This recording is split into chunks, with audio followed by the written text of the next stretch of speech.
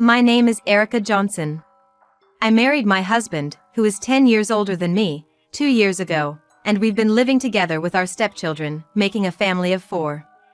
My daughter, who is 4 years old, and my husband's stepson, a 15-year-old middle schooler. The stepson, named Michael, is a troubled teen and has started to bully my daughter, Emily. One day, out of the blue, Michael punched Emily in the stomach, making her cry. When I rushed over after hearing Emily's cries, I found Michael taking photos, seemingly amused by the situation. What are you doing? Well, her face is just so funny. I barely hit her, and she's crying like a baby. What a crybaby. When I asked Emily, it seemed Michael had punched her in the stomach without any warning. He didn't hold back and seemed to have hit her with quite a bit of force. Emily was in a lot of pain, holding her stomach. She's only 4 years old. How can you be so cruel? Don't you think about how others feel? I couldn't stay silent after seeing my daughter hurt like this. So I scolded him sternly. But then, Michael turned his anger towards me. Shut up. You're not even my real mom. Stop acting all high and mighty. With that, he shoved me away. Michael tends to lash out physically when something upsets him. Even towards me, a woman. I could tolerate it if it were just me, but I can't forgive him hurting Emily. Since talking to Michael didn't work, I decided to discuss this with my husband. When my husband got home and I brought up Michael's behavior, he looked visibly upset. Complaining about Michael again? You always favor your own daughter. It's because of your attitude that Michael acts out. I understand that no parent likes to hear their child criticized. But in this situation, Michael was clearly in the wrong. I pleaded with my husband to talk to Michael, as nothing I said seemed to matter. But my husband just seemed annoyed. Why do I have to lecture him? I'm tired from work. Michael hit a 4-year-old girl. Isn't it normal to scold him for that? Maybe Michael had his reasons for hitting her. It's not fair to blame only him. What reason could there be? He was taking pictures of Emily crying, for fun. That's crossing a line. And for Michael's future, he needs to be disciplined now, or he might end up in real trouble. Stop nagging. It's Emily's fault for provoking Michael. I get that you love your own daughter more, but blaming Michael is wrong. It's actually my husband who always favors his own child. Whenever something comes up, my husband always prioritizes Michael. Even when we talk about going out to eat, he never listens to Emily's opinion and only cares about what Michael wants. It seems like Emily has her grievances, but she always keeps them to herself. I guess she's scared of getting scolded by my husband and Michael if she speaks up. The image of Emily's sad face comes to my mind, and I feel my emotions rising. If we're going to keep living together, you need to discipline Michael properly. You say I only dote on my daughter, but isn't that what you're doing? Emily is always being forced to hold back. I wish you'd think about her a bit more. What? What did you just say? I could see that my words had made my husband even angrier. While we were arguing, Emily came over. Probably worried about what was happening. What's going on? Mom, are you guys fighting? I'm sorry for scaring you. Damn, what an annoying kid. I can see why Michael wants to hit her. What? What are you saying in front of Emily? Well, it's true, isn't it? She always starts crying over nothing and never warms up to us. That's because you've never opened your heart to Emily. Man, I shouldn't have married a divorced woman with a kid. I felt something break inside me at my husband's words. I just can't go on with this person anymore. That's what I was certain of. Leave right now. What? I'm fed up with you guys. Let's just get a divorce. Don't get mad. It's her fault she gets hit. You always take your daughter's side. Try being a good kid for once. My husband said this to Emily. She looked like she was about to cry. I had reached my limit. We're getting a divorce. This is the end for us. What? Are you serious? Yes, I am. You think you can divorce me? You can't live without my income. I'm serious. I can't do this with you guys anymore. Fine by me. Just seeing your faces irritates me. It'll be a relief to get divorced. Saying that, my husband left, laughing loudly. He showed no sense of crisis. Later, I signed the divorce papers I had prepared earlier and submitted them to the court. These papers were actually prepared by my husband. Whenever he was unhappy with something, he would threaten divorce. If you're gonna keep complaining, I'll just divorce you. I only asked you to discipline Michael. Why does it have to come to divorce? It's because you keep making Michael out to be the bad guy. I was just saying it's not good for Michael's upbringing to keep going like this. He's out at night, causing trouble at school. That's why you're so annoying. Sign here, and I'll submit it to the court. This was how my husband had threatened me, showing me the filled-out divorce papers. I think I lost any love for my husband about a year after we got married. But I stayed because I wasn't ready to leave yet. I didn't just file for divorce. I also filed a report for the harm done to Emily.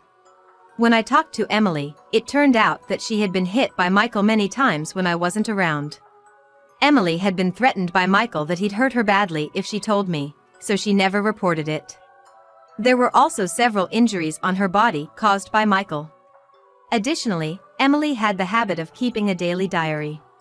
She had meticulously recorded the instances when Michael hit her. I submitted this diary to the police. That evening, my husband and Michael, unaware of everything, came home as usual. They expected, as if it were the most normal thing, that I would prepare dinner for them.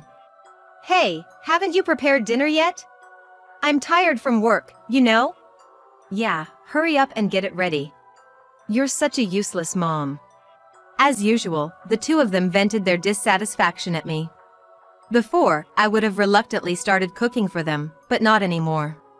Hey, you don't belong here anymore, okay? We're strangers now, so could you please not just walk in like you own the place? What are you talking about? This is our home too. Just get the dinner ready already.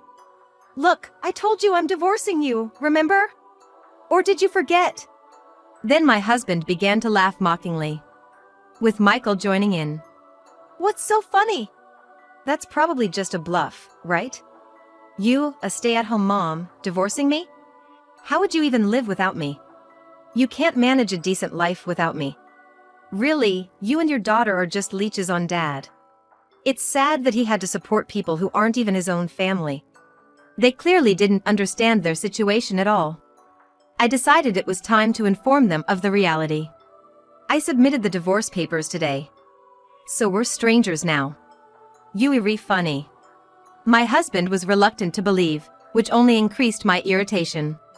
But I responded calmly, without getting emotional. Do you think I'm joking about this? If you think it's a lie, go check with the office. We're strangers now. Hey, are you serious? I've been saying that. It seemed he finally believed me. His face, which had looked so smug before, suddenly paled. But how are you going to live as a stay-at-home mom? You're not expecting me to raise 2 kids on my own, are you? Of course, I'll take care of Emily. I have no intention of relying on you in the future, so don't worry. What? You have no income. How will you survive? Are you and your daughter going to be homeless? Don't worry about money. I have a job now that pays as much as a company employee. What? What are you talking about? You don't work, do you? No, I do. Actually, I've been working from home. I've been saving up, just in case something like this happened. Hearing that I had been working, my husband was visibly shocked. I started working from home as a web designer about a year ago. With nearly a decade of experience in a web production company, I had the necessary skills. At first, my earnings were just pocket money, but after landing a big project, I now earn as much as my husband. I had quit my job a few months after we got married. At his insistence. He never imagined I could earn this much. He was speechless for a moment. So you've been secretly working behind my back? I had to protect Emily. Plus, I didn't want to depend on you for the rest of my life. What? It's like you were planning to divorce me from the start. When I first met you, I thought your assertive personality was manly and good. But after marrying, I realized it was different. You're always selfish, and you raise your voice whenever something doesn't go your way. I guess Michael picked up that trait from you. What? My husband was clearly displeased, but I didn't care and continued. I used to be concerned about his mood, but not anymore. Then I turned to Michael. What do you want? I've reported to the police what you did to Emily. The report has been accepted, so please make sure to pay for your actions. Police? Michael was clearly shaken by the mention of the police. Even he was afraid of them. You really filed a report? He asked in a trembling voice. I nodded firmly in response. But I only punched her in the stomach, right? That can't be enough to involve the police. Everything you've done to Emily has been revealed. She's been keeping a diary of everything that's happened. Plus, there are marks on her body that you caused. She's told me everything. Then Michael looked down and clicked his tongue. Emily isn't here. I didn't want her involved in our conversation, so I left her with my parents. Damn her! Telling unnecessary things. It seems you threatened her, saying if she told me, you'd hurt me too. She didn't want me to get hurt, so she kept quiet. Unlike you, Emily is a considerate child. I may have been harsh, but I spoke my mind. Then Michael looked at me with pleading eyes. Please, anything but the police. I don't know what they'll say at school if this gets out. No, I will not forgive you. Why not? I'm part of your family, aren't I? What are you saying now? Sorry, but I don't think of you as my son. And I'm divorcing this man anyway. From now on, we're nothing to each other. Saying this, I coldly dismissed Michael. Then Michael looked down and began to cry softly. Ignoring him, I continued speaking to my husband. So, as promised, please leave this house. You don't belong here anymore. What are you talking about? This house is mine. You're the ones who should leave. I couldn't help but laugh at my husband's words. Apparently, he had forgotten something important. What's so funny? You're mistaken thinking this house is yours. What? This house is definitely mine. Don't be ridiculous. This house is in my name, remember? What? My husband's mouth fell open in shock. He went silent for a while, his face turning pale as he remembered. You might have left the contract to me, but we agreed to change it to your name later, right? We talked about it, but you said you didn't want to deal with the paperwork and told me to leave it in my name. Forgot that too? So this house is still in your name? Yes, I've been saying that. I've been paying most of the rent anyway. You can't complain if I keep it, right? My husband fell silent. We've been living in an apartment with a rent of about $4,000. For about half a year after we got married, my husband paid it, but then he stopped contributing much to our living expenses, and I had to pay. I wasn't working at the time, so I had to dip into my savings to get by. I asked him to contribute to the living expenses, but he refused. And even got angry and lashed out at things, so I couldn't press him further. Realizing the house wasn't his, my husband began to show obvious signs of distress. So if the house is in your name, we're the ones who have to leave, right? That's right. I've been paying most of the rent, after all. So, what if we don't get divorced, then? What? He had been the one to push the divorce papers at me, and now he was changing his tune. I was appalled at my husband's sudden shift in attitude. It seemed there was a reason he didn't want the divorce. Please! I can't afford to divorce you right now. Why? Weren't you the one who said you were ready to dump me anytime? Yeah, but I'm in trouble now. What do you mean? Actually, I don't have much money right now. My husband murmured this. Then he began to reveal something he had never told me before. I didn't tell you, but about 6 months after we got married, my salary was cut. Now, it's only about 2/3 of what it was when we first got married. Why did your salary get cut? He turned away, seeming to find it hard to answer. From his reaction, it seemed like he had caused some kind of problem. My guess was right. Apparently, he made a mistake at work that was bad enough to get him fired, and his salary was cut as a result. He somehow managed to avoid being fired after convincing the company. Even with a 2/3 salary, he was still earning more than most people his age. But the reason he had no money was that he was pouring his earnings into gambling. He used gambling to relieve stress from work. There were times he won, but more often, he lost, and his savings were nearly depleted.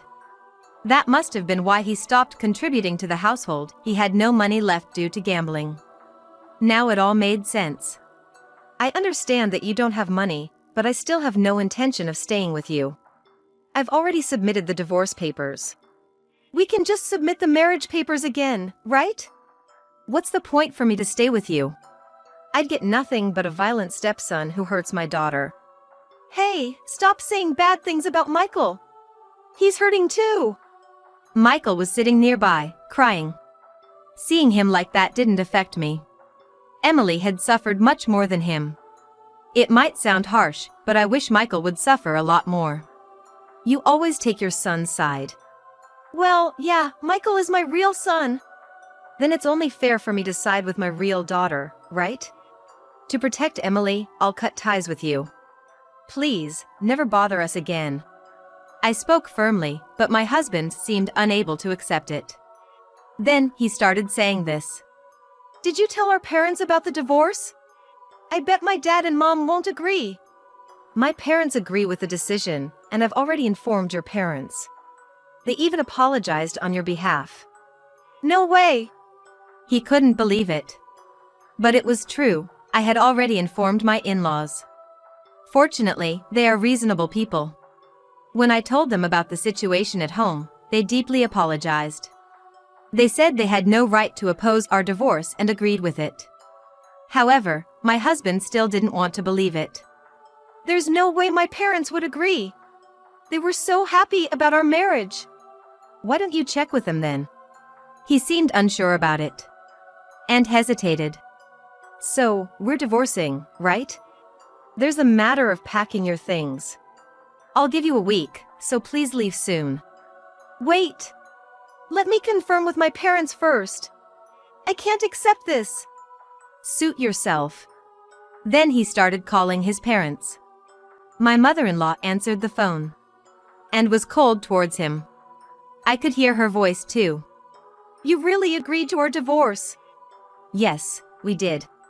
Continuing this marriage would only make Erica and Emily suffer. In fact, we were the ones who suggested the divorce. No way! They were so happy about our marriage. Sure, we were happy then. But who knew you would turn out to be such a terrible husband, neglecting to contribute to the household and constantly complaining to Erica. And you never reprimanded Michael for hurting Emily. But Emily's not my real daughter. You married Erica, right? Then you should have treated her precious daughter Emily equally. But I guess whatever I say now won't make a difference to you. My mother-in-law is usually a calm and kind person. She had always been like that towards my husband too. He must not have expected such a cold response from her. He was visibly shaken. I hope you understand, but your father and I intend to cut ties with you. We have no desire to associate with Michael, who hurt Emily, so please don't come back here again. Are you serious? Do you think I would joke about something like this? You have no right to stop the divorce, so to avoid any more trouble, please leave quickly. That's all I have to say. Goodbye. With that, my mother-in-law unilaterally ended the call. After that, my still unsatisfied husband tried to call my in-laws several times, but they ignored him. It seemed they had even blocked his number on their cell phones. My husband, now abandoned by his own parents, slumped down, seemingly out of his senses. Then, Michael began to speak. His eyes were red and swollen with tears. Please, don't tell the police. I was having a hard time at school and I took it out on Emily. I knew it was wrong, but I couldn't help myself. Michael, tearfully, began to explain his feelings. The reason he had been harassing Emily was due to stress at school. Despite his flashy appearance and behaving like a delinquent, it seemed Michael was completely ignored by his schoolmates. He was supposedly part of a certain delinquent group, but even they didn't really consider him a friend and just used him. Michael was lonely, having no real friends and always feeling isolated. He told me all this while crying. But that doesn't change the fact that you hurt Emily, does it? Just because you were hurt doesn't mean you can hurt others, right? Of course, I had no intention of forgiving him easily. Michael probably thought he would be forgiven if he told the truth. His eyes filled with even more tears. I'm really sorry. I won't ever hurt Emily again. If this gets out at school, I'll lose whatever place I have left. I can't bear to be hurt anymore. So it's only you who shouldn't be hurt? It's okay to do whatever you want to others? Of course, I'm sorry, but please, not the police. I'm sorry, but I will never forgive you. The police are already on their way, so be prepared for questioning. No, no! Michael collapsed to the ground, crying loudly. Then, my husband spoke up again. Please, spare him from the police. He didn't mean any harm. So if there's no ill intent, it's okay to punch a small child? To scratch with your nails? To pull hair? No, I didn't mean that. My husband was overwhelmed by my assertiveness. I used to be someone who just followed what he said. But not anymore. At that time, I was more assertive than I had ever been before. From now on, please never show your face in front of us again. If you try to contact us, I'll immediately call the police. Do you really hate me that much? My husband asked in a trembling voice. His eyes were also red. I despise you. Just looking at your face fills me with revulsion. I told him this clearly, and he began to cry. What did I do wrong? Not knowing the reason is exactly why it's over. You two just go on and live your lives. Emily and I will be happy together. My husband, who had always been overbearing to me, seemed truly shocked by the word hate. As we were having this conversation, the police arrived at the house. It seemed they came for an investigation. Then, we underwent questioning by the police. Michael was just crying and couldn't really talk, so I spoke on his behalf and told them everything. Of course, I proceeded with the divorce. I demanded compensation from Michael for injuring Emily. Naturally, Michael had no money to pay, so my ex-husband ended up bearing the cost. The compensation forced my ex-husband into debt. Even so, his gambling habit didn't change and his debts snowballed. Eventually, debt collectors came to his workplace, and he decided to quit his job. He then started working part-time, barely scraping by. As for Michael, the fact that he had hurt Emily spread around the school, and he became even more isolated. Unable to attend school, he began living a reclusive life at home. With no friends, Michael must be leading a lonely existence. Of course, I feel no sympathy for them. In fact, I feel relieved that they are getting their just desserts. On the other hand, I moved out of the apartment with Emily to a different place. I didn't want to continue living in a place filled with memories of them. Since Emily and I started living alone, she has been showing more smiles. Seeing Emily happy gives me peace of mind. I intend to continue protecting my precious daughter.